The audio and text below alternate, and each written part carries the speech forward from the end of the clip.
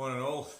One of the questions I so often get is what's the difference between a counsellor and a psychologist? And recently I got that question again, so I thought I'll make a really quick video about that one and give you a very rough, not very nuanced version, but at least you can make your mind up a little bit about what the differences are. Now, counsellors and psychologists generally do similar work. You know, we work with clients, helping them with their problems and trying to make them feel better. That's pretty much what it boils down to.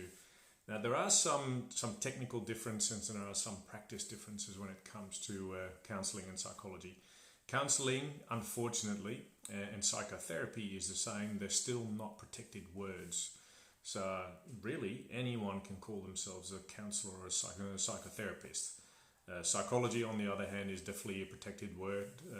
By the Australian Psychology Association or Psychological Association, and you can't just call yourself a psychologist, but you can call yourself a counsellor or a psychotherapist at any time. That'll change at some stage, but currently that's the way it is. Another thing, a technical difference is that obviously the level of education.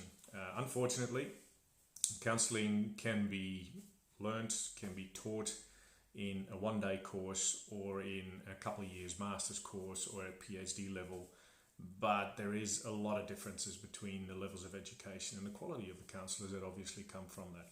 Psychology is minimal bachelors. You do 3-year bachelors plus probably an honours if I got that correct, and then most psychologists will go on from that to do a 2-year sort of intensive practice course, where they get to practice psychology.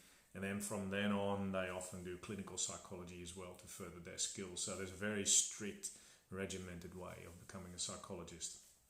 Now, the main difference is that psychology falls under the social sciences. So it's actually a science degree. So psychologists will often learn a lot about diagnosing, especially if you go into clinical psychology, but also about stats and about research and about all that sort of stuff. It's definitely more a science degree, but it has a lot of therapeutic practice in there as well, and that's more in the 2 years following the initial bachelor's. Counsellors, if you got a good counselling degree, it's a 3-year bachelor plus a 2-year master's, but you can also do diploma, so it's easier entry, but therefore can sometimes also be slightly lower quality. Now, how does that make a difference for you? Well, obviously there are, that's my little mind bell going off, I love that little thing. Obviously, there are plenty of counsellors that call themselves counsellors and are seriously good counsellors because they've had quality education and they've got quality practice background. But there are plenty of counsellors that you can't really be sure of if they are actually a good counsellor for you. Now, what's the difference between a good one and a bad one? Well, you just got to find that out. Have they been in practice? What's their training? How long have they been counselling? What do they look after? Do they have experience with what's going on in life themselves? Have they been taught by life's school? Find it out. Just ask for their background and see what they're up at. Is there a difference between the types of problems? Not necessarily. Technically, I think you'll go to counselling for more short-term issues that don't have a major mental health component to it. So it's short-term often, up to about 6 to 10 sessions maximum.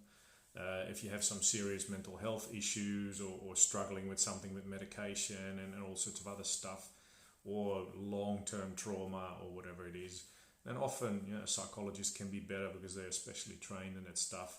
But you're looking at long-term therapy. You'll be with them for a while. There's also a difference in funding. Counselling, unfortunately, but that will change at some stage. In Australia anyway, is still not Medicare funded. So counselling you pay for out of your own pocket. Many psychologists will offer you Medicare rebates, so you pay a particular price, they charge you a particular fee, and very often there will be no gap fee or a small gap fee.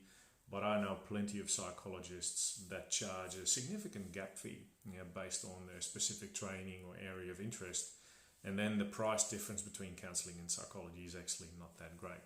You get your Medicare rebate, but if you're still $75, $100 out of pocket with a psychologist, well, you might as well come and see me, for instance. I'm not a psychologist, I'm a counsellor.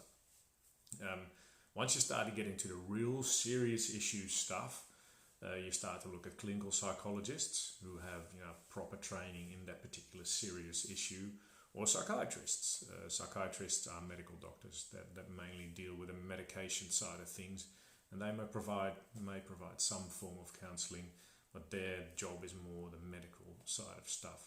So what should you pick as a client? Well, depends a little bit on you. I would definitely always go for quality people. How do you know that? Education doesn't mean anything. Check their track record. If you feel depressed, are anxious, or have some life issues with relationships, finances, work-life balance, you can either see a psychologist or a counsellor. It doesn't really matter. If you feel that there's some mental health issue going on that's been bugging you for years and you've been diagnosed, diagnosis, by the way, is something that counsellors can't do. We don't diagnose and we don't treat. Psychologists can diagnose and treat. Counsellors don't do that. But if there's something in the mental health field with the diagnostics, it depends a little bit on what you want. I know very good counsellors with lots of specific training in particular areas that are absolute crackers at dealing with mental health issues in clients, and you could easily see them, no problem at all. So why would you pick one of the other or the other? Well, sometimes it boils down to Medicare rebates, just cheaper, and that's a good reason. Why not?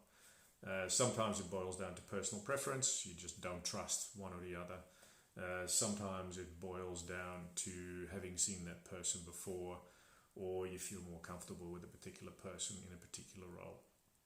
For me, personally, I must say, I don't really like diagnoses all that much, but that's for a different video. If I have a problem, I'll just pick a person who I think can suit my needs or can resolve my needs and desires best. So could be a psychologist, could be a counsellor, could be someone entirely different. It just depends on what I want. Keep in mind that if you are applying for Medicare rebates, which is fine, obviously, you got to have a diagnosis by a GP. You got to have some label stuck on you, because otherwise Medicare doesn't pay out. Now, again, this is very rough and very unnuanced, but you got to be careful with that, because many, for instance, income protection insurance companies and life protection insurance companies will still ask you the question if you've ever been diagnosed with a mental illness or a mental health problem. Now, if you've applied for that income protection insurance years ago, but now you decide to see a psychologist with a GP referral, a mental health care plan, you actually formally do have a mental health diagnosis. So you should contact your insurance company and say, well, I now have a change of the policy because I have a mental health problem. Sometimes, again, that's not everywhere, but some insurance companies still are very tricky or will behave in a very nasty way when it comes to that. So sometimes it's actually a better thing to see a counsellor without a diagnosis, or see a psychologist without a mental health referral or a mental health care plan, and pay for yourself, because you at least don't have that diagnosis against your name, which sometimes could potentially work against you if you ever want to claim on that insurance. Okay, long story. What's the difference? Well, in types of work, we roughly do the same work. It's just that counsellors don't diagnose, don't treat. On the other hand, when you look at research on what makes effective treatment, or what makes effective counselling or psychotherapy, 40% generally is based on what we call extra therapeutic factors. It's client factors, change of life, change of jobs, change of circumstances, resources, friends coming in to help, and that makes people feel better. 30% of therapeutic change happens through the counsellor-client relationship, just by two people working together and engaging in a meaningful conversation. Let's try that again. 15% is built on hope and expectancy. The client thinking that something is going to change and being hopeful that something will change. And only 15%, that's 15% is built on the therapeutic model or the specific interventions that are being used, the techniques that are being used. So if you try to pick between a counsellor and a psychologist purely on how they work, what they do, what types of evidence-based therapies, or what sort of techniques or modalities they use, you're only searching for 15% of the therapeutic effect. there's not a lot, and there's still 85% that needs to be sorted otherwise. Often, therefore, it boils down to a combination of the right method, for the right job, but definitely that contact between two people. You and I working together, or you working together with someone else who you trust and you think can make a difference. That's way more important. So please, that's my sort of concluding comment for this one. Don't let all your choices be guided by money only, Medicare rebates or not, by a particular modality or treatment plan, because that's only 15%, or by anything else, because we're only looking at a small percentage of the therapeutic success. Keep that in mind, and I look forward to hearing more from you. If you got questions, let me know, and I'm happy to talk. See ya.